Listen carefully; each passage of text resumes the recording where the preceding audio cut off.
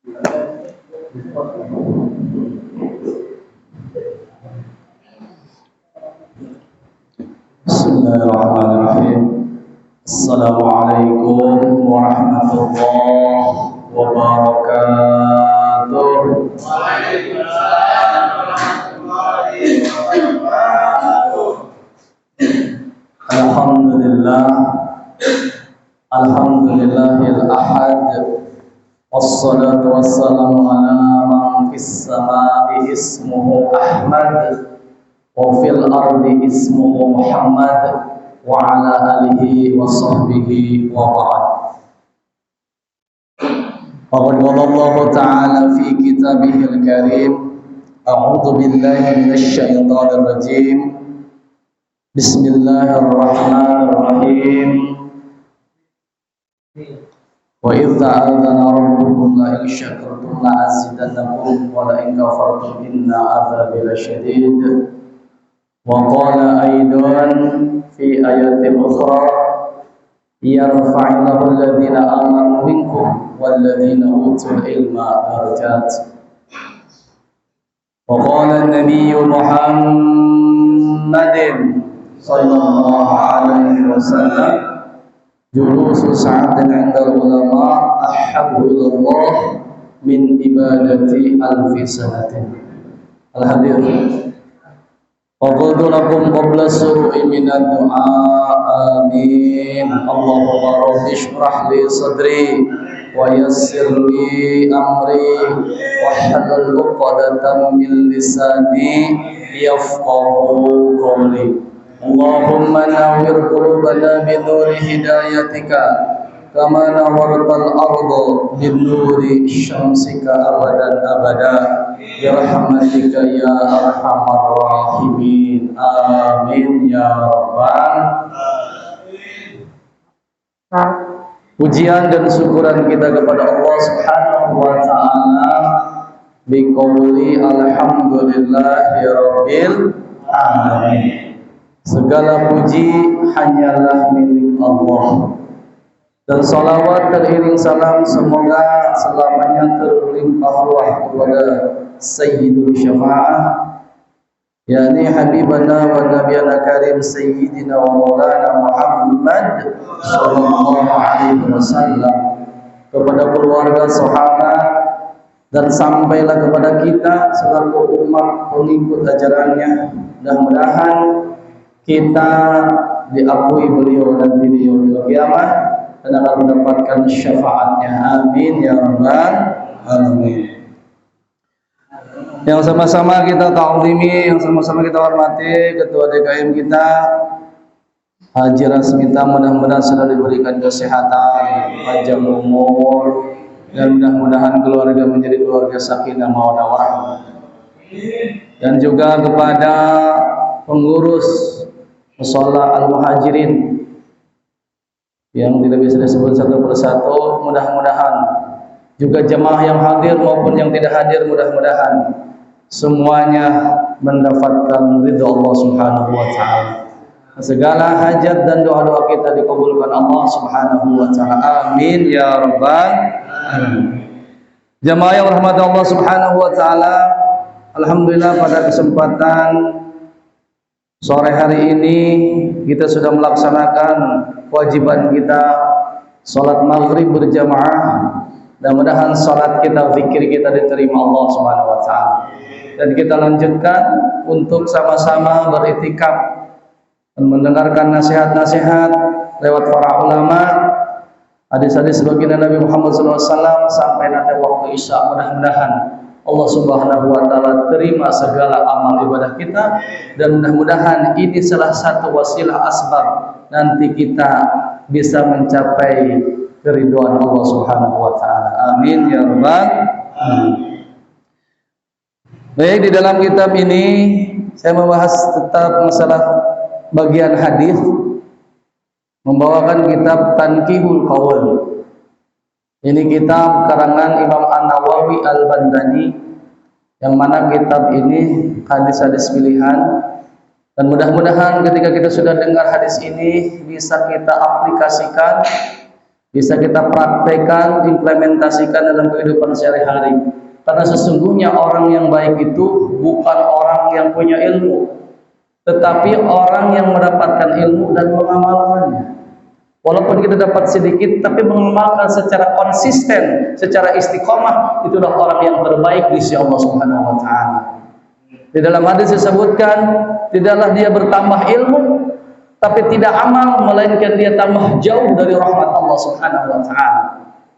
Kita bukan ustaz, kita bukan ulama, tapi ketika kita tahu dari guru-guru kita bahwa ini fadilahnya ini pahalanya ini kita laksanakan, itulah dia orang yang dipandangan Allah Subhanahu wa taala yang beruntung. Mudah-mudahan kita sedikit demi sedikit kita harus ada target di usia kita sekian. Usia kita sudah 40 tahun, 45 tahun. Kita pun harus punya target. Seperti kita urusan dunia, tahun ini kita harus mencapai target ini. Mungkin tahun ini anak saya harus begini, mungkin saya harus begini. Sama dengan ibadah. Jangan sampai kita usia dulu 30 tahun, 35 tahun sampai sekarang 45 tahun masih segitu-segitu aja pengetahuan kita.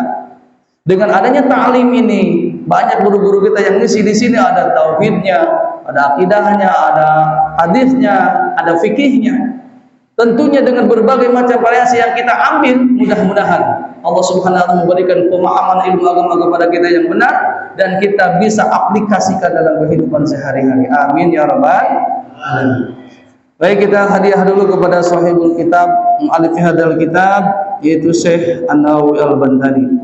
A'udzu billahi minasyaitonir rajim. Bismillahirrahmanirrahim. Ila hadratin nabiyil mustafa rasulillah Muhammad sallallahu alaihi wasallam wa alihi washabihi wa azwajihi wa dzurriyyatihi summa ila arwahi khususan ila ruhi Syekh An-Nawawi Al-Bandani. Allahu syai'un lillahi lahumul fatihah. أعوذ بالله من الشيطان الرجيم بسم الله الرحمن الرحيم الحمد لله رب العالمين الرحمن الرحيم مالك يوم الدين إياك نعبد وإياك نستعين اهدنا الصراط المستقيم صراط الذين أنعمت عليهم غير المغضوب عليهم ولا الضالين آمين. Bismillahirrahmanirrahim. Bismillahi ngawiti ingsun halin hunakan piturun kalawan nyebat jenengan yaiku Allah Ar-Rahmani, sifat Allah kang maparin cilik-cilike nikmat lan tur kang maparin agung-agung nikmat ing dalam dunya lan akhirat. Ar-Rahimi, sifat Allah kang maparin cilik-cilike nikmat ing dalam akhirat pakot. Al-babu sadisu utawi iki iku bab kang nenem iku fi fadilati wudu, hal tetap mertelaakan fadilah keutamaannya wudu. Jadi kata musonib pengarang kitab ini, bab yang ke-6 dalam kitab Tanqihul Qaul ini menjelaskan tentang keutamaan fadilahnya berwudu. Tentunya wudu di sini ada dua, ada wudu ketika mau sholat, yaitu wudu wajib, ada wudu itu wudu sunnah. Qala Nabi sallallahu alaihi wasallam, kata baginda Nabi sallallahu alaihi wasallam, hadis yang pertama dalam bab wudu ini, man utawi safa wong iku tawadhu berwudu ya man lis salati, karena mau melaksanakan salat. Fa ahsanu mangka ngabagusakeun yang mana wudu'a kepada wudunya. Summa qoma, kemudian berdiri ila salati untuk melaksanakan salat. Fa annahu, maka sesungguhnya orang tadi yakhruju akan keluar. Bil mudhari yakhruju akan keluar min khati'atin, dari kesalahannya, dari kelupaannya, dosanya, kayyumma waladathu, seperti hari waladathu dilahirkannya ummuhu oleh ibunya, seperti dia baru lahir dari perut ibunya. Terjemah bebasnya begini mafhumnya, barang siapa yang berwudu, kata baginda Nabi, li sholati, berarti ini wudunya wudu wajib. Barang siapa yang berwudu untuk mengerjakan salat, ahsanal wudu'a. Kemudian dia membaguskan wudunya. Gimana membaguskan wudu itu? Makanya ada bab fikih, ibadah diatur oleh fikih. Maka dia akan salat, wudunya tidak benar, maka salatnya enggak sah. Di mana membaguskan wudu? Tanyakan ke yang ngajar fikih. Gimana wudu yang benar? Di mana kita pertama kali kita mengucapkan niat untuk berwudu, yaitu basuhan pertama ke muka.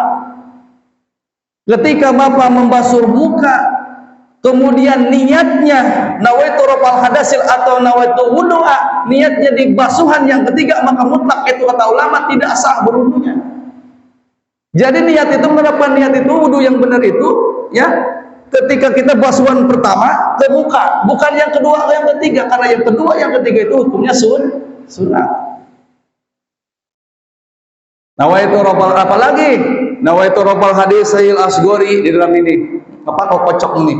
Enggak, itu sunat semuanya. Jadi ada 4 anggota tubuh, anggota wudu yang kita basuh. Apa yang pertama? Muka, kedua tangan sampai sikut, kemudian kepala. Nah, jadi yang diusap itu kepala. Diusap bukannya rambut. Nah, kalau diusapnya rambut, mohon maaf, gimana kalau yang botak? Ada kan orang ketumbuh rambutnya, ambil usap mana dia? Kenapa ngusap rambut? Karena rambut tumbuhnya di kepala. Ya adil Allah itu. Kenapa kalau misalkan ada hamba Allah umat Nabi Muhammad, mohon maaf, nggak ada rambut satu lembar pun, apa yang mau diusap? Rambut mana ini? Nah, gitu. Jadi yang ketiga itu yang diusap itu kepala, bagian dari kepala. Dan itu bukan membasuh tapi mengusap. Masalah. Kalau membasuh tadi ini gendang langsung ke sini. Kalau membasuh, kalau mengusap itu airnya gini ditumpahin diusap begini. Jangan airnya diginiin. Itu. Terus yang keempat itu anggota tubuh itu yaitu membasuh kedua kaki dan mata kaki. Jadi itu. Jadi menerapkan wudu yang benar yang dimaksud ini sesuai dengan ulama ahli fikih. Ya. Jadi jangan sampai kayak wudu anak-anak. Masya Allah. Wudu anak-anak gimana Pak? Keprok kayak gininya masih kering. Awas ini kita usaha 40 tahun wudunya kayak anak-anak juga. Makanya ketika wudunya tidak sah, sholatnya kayak mutlak tidak diterima, tidak sah. Penting makanya masalah fikih itu. Ya, makanya fikih itu biasanya ada pertanyaan. Kalau saya ngajar itu fikih ada pertanyaan. Kemudian kalau dia nggak nanya berarti ada dua kan, antara malu nanya dan nggak ngerti fikih itu. Fikih itu pasti ada yang ditanyakan. Kenapa? Karena sehari-hari yang kita lakukan. Kayak wudu begini. Batasnya muka itu kan dari sini tumbuh rambut, dari sini ujung dagu dan sampai benil kuping ke sampingnya itu. Kalau kita begini, masih begini nih, tapi asalkan nih tangannya masih nempel di sini, ya, ini airnya udah habis, tapi masih nempel di sini, ini masih bisa ke sini Pak, ratain. Tapi kalau usap begini ini masih kering, usapan kedua kita lepaskan ke sini, maka itu mustakmal. Mustakmal itu air bekas pakai. Nah itu di fikih itu dijelaskan, di mana batasnya muka itu sampai mana, kaki itu sampai mana, gitu ya. Itu bagiannya nanti fikih. Nah, barang siapa kata baginda Nabi yang berwudu, kemudian dia membaguskan wudunya, tsumma qama ila salati, kemudian dia bangun untuk melaksanakan salat, fa innahu, maka sesungguhnya orang yang mau salat tadi yakhruju, maka dia akan keluar min khati'atin, dari setiap kesalahan dosanya, kayyauma waladathu, seperti hari dilahirkannya ya ummuhu, oleh ibunya, yaitu seperti bayi yang baru lahir. Masya Allah. Jadi ketika kita wudu membaguskan wudunya sholat, maka habis sholat itu maka dosa kita seperti anak yang baru lahir dari perut ibunya. Amin ya rabbal. Masya Allah ya. Jadi luar biasa, apalagi sholatnya berjamaah. Aduh, ya ada lagi bab nanti sholat berjamaah. Luar biasa ya. Kemudian jemaah yang rahmati Allah Subhanahu wa taala, yang selanjutnya waqala Nabi sallallahu alaihi wasallam, man tawaddo'a, man barang siapa, man di sini teh maknanya umum, bisa laki-laki, bisa perempuan, bisa tua, bisa muda. Man tawaddo'a, barang siapa yang berwudu li sholati, untuk melaksanakan salat, wa sholat, kemudian dia salat, kafara, maka melebur. Siapa yang melebur? Allahu, Allah. Apa yang dilebur, yang dihapusnya? Dunubahu, dosa-dosanya. Ma bainahu wa baina salatil ukhra, antara salat satu ke salat yang lain, allati taliha, yang mengikutinya. Barang siapa dia yang salat, kata baginda Nabi sallallahu alaihi wasallam, barang siapa yang wudu untuk melaksanakan salat, kemudian dia salat, kafarallahu, maka Allah akan menghapuskan, meleburkan dosanya, ya, dunubahu, meleburkan dosa-dosanya, ma baina wa baina salatil ukhra, antara salat satu ke salat yang lainnya. Kita berbuat dosa dari zuhur ke asar, salat asar, maka hilang itu dosa. Berbuat dosa lagi dari asar ke maghrib, kita salat maghrib, maka hilang itu dosa. Bayangkan kalau kita nggak pernah salat, sementara dosa jalan terus nggak? Jalan terus, Pak. Makanya di dalam hadis, barang siapa yang meninggalkan salat dengan sengaja, maka dia sudah nyata-nyata kafir, kata baginda Nabi. Yang membedakan kita dengan orang kafir itu yaitu salatnya tadi. Ya, jamaah yang rahmati Allah Subhanahu wa taala, kita salat dari zuhur ke asar, hilang dosa kita. Seterusnya dari maghrib ke isya, waktu cepat itu, ya, sebentar waktunya. Kita berbuat dosa, hilang itu dosa.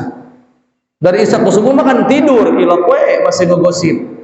Nah, itu panjang tuh waktunya itu, ya. Masya Allah. Jadi jamaah yang rahmati Allah Subhanahu wa taala, ternyata salat itu selain dari kewajiban kita kepada Allah, itu bisa meleburkan dosa kita antara salat satu dengan salat yang lain. Mudah-mudahan salat kita diterima Allah Subhanahu wa taala. Ustaz, apakah kita masuk surga karena salat kita? Ustaz, apakah kita masuk surga nanti karena puasa kita? Kita pertanyaannya, salat yang mana, puasa yang mana yang bisa membawa kita ke surga? Betul, Pak? Kita ketika salat, Masya Allah, boro-boro tingkatannya preman, tingkatannya ustaz, ada kiai, Masya Allah, masih itu gak musuh, Pak. Jadi kalau kita punya alasan bahwa kita masuk surga karena salat kita, salat yang mana? Karena puasa yang mana? Sedekah yang mana? Terkadang sedekah kita juga diiringi dengan rasa riya. Ketika nggak disebutin kita namanya di situ, kita nggak mau sedekah lagi kok terkadang. Kenapa? Gimana kita masuk surga itu? Bukan karena amal ibadah kita, tapi demi Allah, karena syafaatnya baginda Nabi Muhammad sallallahu alaihi wasallam. Kalau tidak ada syafaat Nabi, mustahil kita masuk surga. Terus gimana tuh Ustaz, kita yang dijanjikan para ulama, ya ini sholat ini dapat masuk surga begini, kita ngikutin perintah Allah. Kita mau gimana, yang penting ada nih aqaidnya, ada perintahnya, kata ulama begini sholat yang benar, wudu yang benar seperti ini. Ya, diterima atau enggaknya wallahu a'lam, yang penting kita melaksanakan. Ya, karena antara sah dengan yang diterima itu beda. Kalau sah itu rukun dan rukun dan niat, rukun dan syaratnya itu sah, terpenuhi, maka itu sah. Diterima enggak? Wallahu a'lam. Tapi kata ulama, ketika yang sah dalam fikih, insya Allah diterima. Kita berharap. Ya, cuman kalau kita sholat kayak saya begini, Masya Allah, sholat gimana? Ya Allahu Akbar, terkadang kita ingat kemana baik. Terkadang pasien belum disuntik gitu ya. Pasien belum disuntik, terkadang aduh ini lupa ini di rumah, apalagi kalau makan sholat belum makan, aduh ada semur di rumah, ya Allah, ingat melulu, betul nggak Pak? Makanya makruh ketika kita makan, sholat belum makan, apalagi nih lagi sholat, sholat sidain makanan di situ. Kira-kira sholat dulu apa makan dulu, Pak Imawan? Madang maning, makanlah. Biar apa? Oh, luar biasa. Ketika udah kenyang kan enak ya salatnya. Ya, imamnya enak, pakai AC ya, tidur. Insyaallah. Ya. Kemudian jamaah yang rahmati Allah Subhanahu wa taala, wa qala sallallahu alaihi wasallam, man, barang siapa, nama yang tidur nih. Man, barang siapa nama tidur ala wudu'i, kemudian dia mempunyai wudu, fa adrakahul mautu fitil kalailati, insyaallah. Barang siapa yang tidur kemudian ketika tidurnya itu mempunyai wudu, berarti ini wudu apa? Wudu sunat. Fa adrakahul mautu, kemudian nyusul kepada dia, ngikutin kepada dia maut. Ketika dia tidur diikutin dengan jatah waktu hidupnya habis, namanya apa?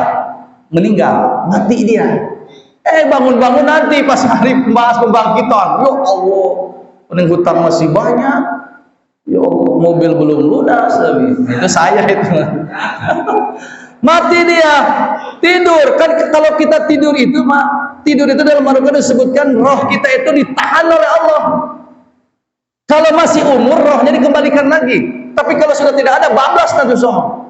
Makanya kita ketika mau tidur itu disunatkan berwudu. Nah, di sini barang siapa yang mau tidur kemudian dia mempunyai wudu, fa adrakahul mautu, kemudian dia ketika tidur tadi meninggal, jadi ikuti dengan maut tadi, meninggal, jatah hidupnya udah habis, fitil kalailati, di malam itu, bahwa maka orang yang tadi yang punya wudu ketika mau tidur, indallahi syahidun, menurut pandangan Allah di sisi Allah Subhanahu wa taala dia syahid, yaitu syahidnya syahid akhirat. Amin ya rabbal. Ini amal mudah sekali sebenarnya, baik diucapkannya tapi terkadang dilakukannya agak susah. Betul Pak? Apa susahnya ketika kita mau tidur pipis kan ya, suka pipis ya? Apa susahnya itu buka dibasuh berwudu?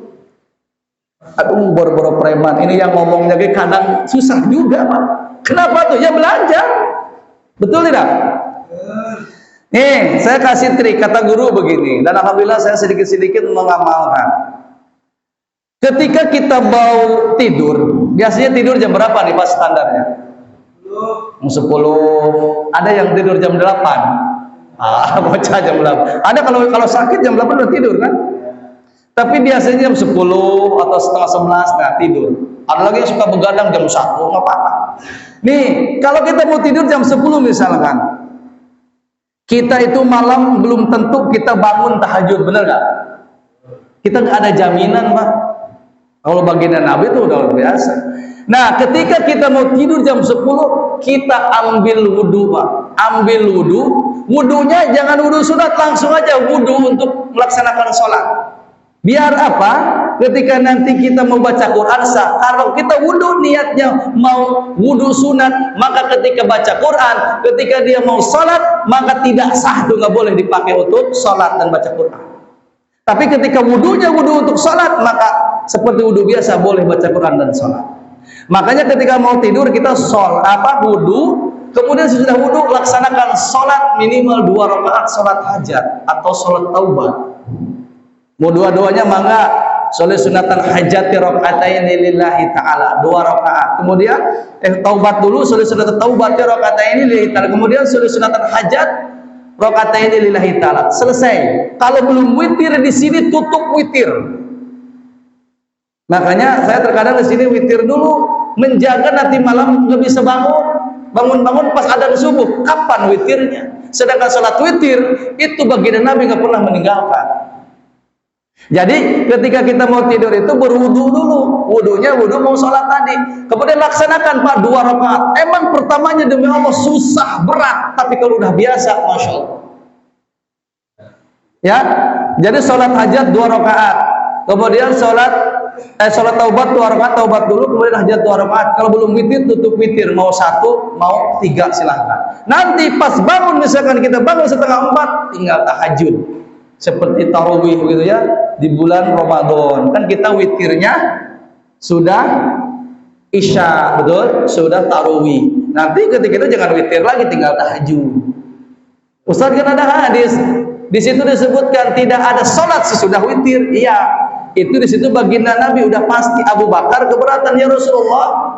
Kalau begitu saya mah takut. Kenapa? Kalau baginda Nabi kan saking tawadunya tuh Abu Bakar. Kalau baginda Nabi itu udah pasti bangun. Nah kalau kita sahabat kadang bangun kadang enggak, apalagi umat Nabi Muhammad kita. Ya kata Abu Bakar, saya minta ya Rasulullah, saya mau witirnya nanti sesudah sholat Isya. Maka di situ disebutkan, ya, diperbolehkan kata ulama kita witir itu sesudah sholat Isya. Lainnya bulan puasa kita tarawih langsung witir. Tinggal nanti sholat tahajud kalau malam. Mau hajat lagi nanti, mau taubat lagi, mau tahajud nanti pas malamnya. Tapi jangan witir lagi karena tidak ada witir dua kali. Ya gitu jemaah yang rahmat Allah Subhanahu wa taala. Jadi ketika kita berwudu, ya, mau tidur berwudu kemudian jatah waktu kita habis meninggal namanya di malam itu juga fahuwa indallahu, maka di hadapan Allah, menunggu pandangan Allah di sisi Allah itu syahidun, orang tadi syahid akhirat. Apa syahid akhirat itu? Tidak ada hisab di akhirat. Tidak akan ditanya langsung bablas masuk surga. Waduh, masya Allah. Nyebrang jembatan Shiratal Mustaqim dalam keterangan disebutkan, sering kita dengar dari guru-guru kita ya, itu lebih tajam daripada 1000 pedang. Kecilnya seperti rambut dibelah 7, di bawahnya neraka. Bayangkan aja dulu. Kita juga kalau lewat Citarum, jembatan Bojong itu tuh mau ke Karawang, kalau airnya naik, padahal itu jembatannya kuat ya, lebar, ngeri nggak? Dah, kita lewat air sedikit lagi, udah ngeri banget. Ini rambut dibelah 7, tajamnya lebih dari 1000 pedang, di bawahnya neraka. Mau gimana? Kalau nggak ada syafaat baginda Nabi. Tapi ketika dia berwudu, ketika di dunianya mau tidur, insya Allah ketika dia meninggal, dia akan mendapatkan syahid akhirat. Amin ya rabbal alamin. Mudah-mudahan sedikit demi sedikit kita bisa melakukan, ya, bisa melaksanakan. Kemudian waqala sallallahu alaihi wasallam an-naimu tahiru, orang yang turu, orang yang tidur atau hiru dalam keadaan suci. Kasoimi seperti orang yang berpuasa, al-qaimi seperti dia berdiri di tengah malam, artinya seperti dia tahajud. Kalau bapak berwudu ketika mau tidur, maka kasoimi seperti orang yang berpuasa pahalanya. Kemudian seperti orang yang melaksanakan tahajud, orang yang mau tidurnya berwudu. Loh, masya Allah. Ustadz, gimana kalau sudah berwudu kena lagi sama istri? Itu pertanyaannya. Ibu-ibu ada, saya ngebahas hadis ini, ibu-ibu protes, Ustadz, lagi mana mau wudu? Orang suami gua ngerepek-repek mulu. Ketika dia udah wudu, suaminya mau memegang, dia bilang, jangan, tadi gua udah wudu. Mau nyium, mau meluk itu suaminya. Wah, kata suaminya, ajaran baru ini istri gua ini. Makanya dikasih tahu di situ, istri kalau mau berwudu apa-apaan kan di situ izin ke suami, bener nggak? Izin dulu, mau puasa aja, izin ke suami kalau puasa sunat tadi ya. Sama dengan ini, tanya dulu tuh seorang istri kepada suaminya, bahasanya kayak gini, lo mau ada perlu gak sama gua? Kalau ada perlu, ayo buru sekarang, nanti gua mau wudu, kan gitu. Jangan sampai kita dia wudu, suaminya megang dia, nyayang dia, waduh, karena menjaga pahala ini akhirnya apa? Yang sunat, yang fardu kalah dengan yang sunat tadi. Nah, makanya kita juga harus ngerti, ketika kita isiku begini, mungkin udah ngaji bab wudu ini, pahalanya ini. Jadi kita usahakan ketika kita tidur, gimana Ustaz ketika tidur nanti kita kan keluar angin segala macam, ya beda lagi tuh. Makanya yang penting ketika mau tidurnya kita punya wudu, ya, yaitu wudu tadi. Ketika kita suci, ya, ketika mau tidur kemudian suci, maka pahalanya seperti orang yang berpuasa dan seperti orang yang melaksanakan sholat qiyamul lail. Wa qala sallallahu alaihi wasallam, man tawaddo'a, barang siapa yang berwudu ala tuhrin, masih dalam keadaan suci, kutiba lahu, maka dituliskan kepada orang tadi asyru hasanatin, Barang siapa yang berwudu tapi dia dalam keadaan masih suci. Paham nggak maksudnya? Dia berwudu tapi dia belum batal wudu. Kayak sekarang nih, Bapak kan dari maghrib tadi sampai sekarang udah batal belum wudu? Belum kan? Pas mau isya tapi yakin wudu Bapak belum batal, wudu lagi nanti. Apa yang akan dikasih oleh Allah? Lahu asyru hasanatin, Allah akan ngasih 10 kebaikan. Namanya itu tajdidul wudu, memperbaharui wudu. Ternyata sunat itu. Ustaz, gimana kalau kita habis makan batal nggak wudu? Batal nggak kalau habis makan wudu? Itu apa namanya? Habis makan wudunya batal nggak? Nggak ada di dalam pembatalan wudu. Kecuali lagi wudu makan, nah iya. Cuman di situ ada pemakruhan. Ya kita kumur-kumur jadi bisa, tapi nanggung lah udah kumur udah aja wudu. Nah kalau udah tahu sekarang wudu aja. Walaupun kita yakin, tapi yakin belum wudu belum batal nih wudu kita. Nah habis ini kan taklim nih, kita ke tempat wudu. Dalam hati kita, saya yakin tadi belum batal. Gimana Ustaz kalau bimbang? Dalam ilmu fikih disebutkan contoh, ketika kita mau wudu, kita bimbang, saya sudah batal apa belum? Ambil yang pertama, cara yang pertama, ambil hukum pertama. Pertama tadi pas maghrib Bapak punya wudu tidak? Kalau punya wudu berarti punya wudu, udah ambil gitu. Pas udah gitu masih bingung juga Ustaz. Cara yang kedua, kalau masih bimbang Bapak begitu, aduh saya ini wudu batal apa enggak? Ditanya, Pak, Bapak wudu? Iya. Emang Bapak batal? Enggak tahu, gua juga bingung ini. Nah, dia nggak bisa memutuskan. Tadi cara yang pertama ambil hukum pertama kita punya wudu. Tapi kalau masih bingung ambil cara yang kedua. Apa? Batalin aja Pak. Pegang apa kayak Bapak? Pegang kemaluan Bapak, nama pipis kayak. Jadi yakin batal, betul? Karena kada ilmu fikih begini. Ketika kita wudu, kita mau wudu nggak jelas nih kita batal apa enggak dalam hati itu nggak jelas nih, nggak putus. Ya, pas udah sholat. Pas sholat isya, pas 4 rakaat mau assalamualaikum, ingat ya Allah tadi itu saya itu kentut misalkan.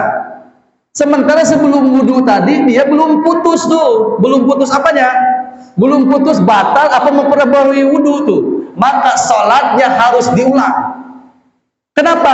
Ketika dia wudu punya alasan, betul tidak? Batal atau memperbaharui wudunya. Nah, tadi yang sebut di sini memperbaharui wudu itu yakin bahwa kita belum batal.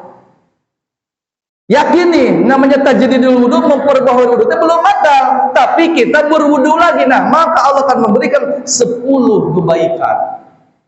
Luar biasa, Pak. Kadang kita belum batal, belum batal. Kenapa kamu nggak wudu? Belum batal. Ya bagus, nggak apa-apa, sah juga. Cuman pahalanya nih nggak dapat gitu. Kadang kan suka males Pak ya, apalagi musim dingin, aduh kena air tuh, apalagi udah pakai pon kan sini, udah pakai citra, aduh hilang gitu, Masya Allah. Nah, nama tajdidul wudu itu sunat Pak ya, melaksanakan kita memperbaharui wudunya.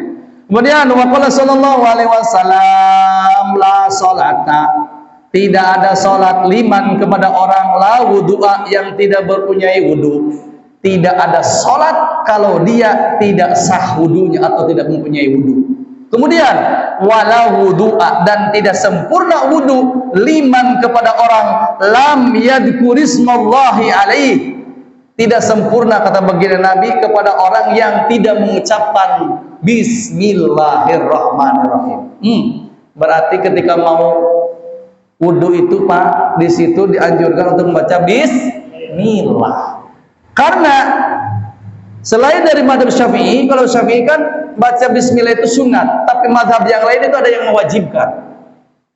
Gimana Ustaz kalau misalkan wudunya itu nyatu dengan toilet, karena ratanya begitu ya.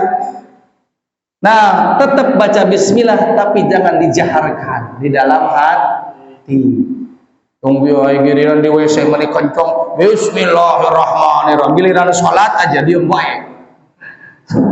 Iya, kalau kita di WC Bismillahirrahmanirrahim, hawa itu rokal hadasin. Si etama.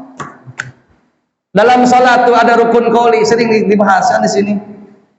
Ketika kita takbiratul mau salat sendiri, mau salat jahar, mau sholat sir, tetap itu ada rukun qauli. Ketika kita takbiratul ihram harus kedengaran. Bapak mau sholat asar sendiri ya, mau berjamaah asar, yang sir itu sholat apa aja?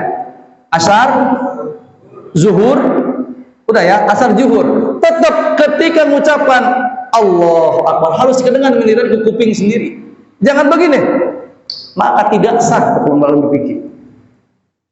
Satu, kedua, ketika kita tasyahud at-tahiyat minimal at-tahiyat mubarakatuh. Ima kita mau ngimamin, ima kita mau sendiri. Awas jangan begini. Kita dalam hati, niatnya udah dalam hati begini. Enggak sah Pak, minimal Allahu Akbar. Kedengar oleh kuping sendiri. Itu dalam kitab Safinah juga ada di situ. Ya, jadi jamaah yang rahmat Allah Subhanahu wa taala, ternyata ketika kita ngaji selewat mah kita tuh sekilas mah udah paham, ternyata ketika ngaji beneran ya saya baru tahu ini. Makanya tolab ilmu batasnya bukan sampai tua tapi sampai mana? Masuk liang lahat. Masya Allah. Nah, kembali lagi ke wudu di sini ya. Jadi siapa orang yang berwudu dia masih suci, belum batal wudu, dia wudu lagi, namanya tajdidul wudu, memperbaharui wudu, maka dia akan mendapatkan pahala 10 kebaikan dari Allah Subhanahu wa taala. Kemudian tidak ada salat ya, kecuali tidak ada salat kalau dia tidak berwudu. Ya, kemudian kalau dia berwudu tidak membaca bismillah, maka dia tidak sempurna wudunya. Kemudian waqala sallallahu alaihi wasallam al-wudu'u satrul iman. Wudu itu ternyata separohnya dari iman. Benerlah, orang yang berwudu kan melaksanakan sholat. Berarti orang yang enggak sholat berarti imannya enggak ada. Ada imannya mah. Ketika dengar suara tsunami, ketika dengar gempa berdebar dia. Takut modal aja nih gue ini. Tapi sholat mah kagak mau. Ada yang kayak gitu gak? Banyak. Waktu zaman corona kemarin orang yang tidak Jumatan ngomong begini. Jumatan waktu itu kan ditutup sejak ada ditutup ya. Berapa kali itu zaman corona itu. Kata yang nggak pernah Jumatan ngomongnya begini. Waduh, ini jadi kayaknya kiamat begini nih. Sepi banget katanya. Padahal dia nggak pernah Jumatan. Betul nggak? Giliran dia mau sholat, Masya Allah masjid ditutup marah-marah. Gila udah dibuka sekarang yang marah-marahnya kagak ada. Ya Allah, si sholat demo ini kenapa masjid digembok? Demo dia. Mau ngapain ke sini? Demo doang, sholatnya mah kagak. Masya Allah. Sudah dibuka sekarang sebelum ditutup lagi nih masjid nih. Ya, mudah-mudahan nggak ada lagi corona jauh ya. Ya, sebelum ditutup lagi ada dia sholat, Masya Allah. Dia tuh sholatnya itu ke masjid, tapi insya Allah warga kita semuanya aktif ke masjid, amin. Dia ke masjidnya sholat berjamaah itu sekali seumur hidup. Apa tuh Pak? Dan datang ke sini nanti bukan dengan sendiri, tapi digotong orang. Dan dia ketika sholatnya ke sini sombong banget di depan imam. Orang lain mah diri, dia mah selonjoran tidur. Apa tuh? Orang yang mati. Ajen dia mau sholat ketika mau mati doang. Ini sejadah karpet yang ada di sini ngomong, Mang, kemana aja, Mang? Mas, kemana aja, Mas? Menik kangen kata si karpet, kata si sejadah itu. Datang ke sini, itu ngomong semua ini di sini, Masya Allah. Jadi jangan sampai kita ke masjid itu ketika digotong doang. Alhamdulillah. Mudah-mudahan kita yang hadir di sini, jamaah kita, warga Perum BWI Blok D ini dan Musola Al-Muhajirin, semuanya diberkahkan Allah dan diberikan hidayah oleh Allah. Yang belum bisa ke masjid jangan benci Pak. Mengajak mah kita wajib, tapi hidayah itu prerogatif Allah. Tapi kita harus mengajak dan doakan, jangan sampai benci. Mudah-mudahan saudara-saudara kita yang belum Allah bukakan hidayah bisa sama-sama kita. Ini adalah syiar Islam kita di sini. Ya, musola ini kita ini syiarkan bareng-bareng. Bukan musola ustadz ini, bukan musola DKM, tapi musola kita semuanya. Ya, mudah-mudahan sekali lagi ketika kita berjamaah di sini di musola ini akan dibarokahkan perumahan kita. Amin ya rabbal alamin. Kita lagi 5 menit lagi.